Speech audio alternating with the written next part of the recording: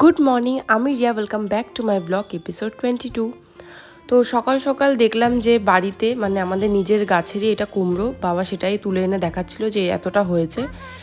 তো তারপরে আমি একটু রেডি হয়ে গেছিলাম স্নেহার বাড়ি যাব বলে, কারণ কি আমার স্নেহার বাড়ি একটু কাজ ছিল, আমার একটা ইন্টারভিউ ছিল। তো সেটার জন্য আমার ল্যাপটপটা একটু প্রবলেম করছিলো, তাই আমি ওর ল্যাপটপটা ইউজ করবো বলে তো ওর বাড়ি আমি চলে গেছিলাম। আজকে আমি ওর বাড়িতেই ছিলাম। তো এই দেখো স্নেহার নিজের বাড়িতে কেমন চোরের মতো দাঁড়িয়ে আছে।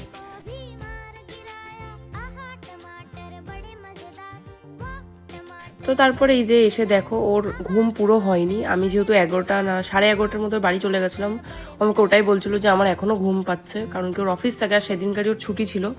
আর এই যে মেহেন্দি করেছিল বলে তাই বারবার মেহেন্দিটা দেখিয়ে নিচ্ছিল। এই যে তারপরে আমি আমার ইন্টারভিউর জন্য একটু বসে গেছিলাম, আর মাঝখানে এত হাসাচ্ছিল আমাকে।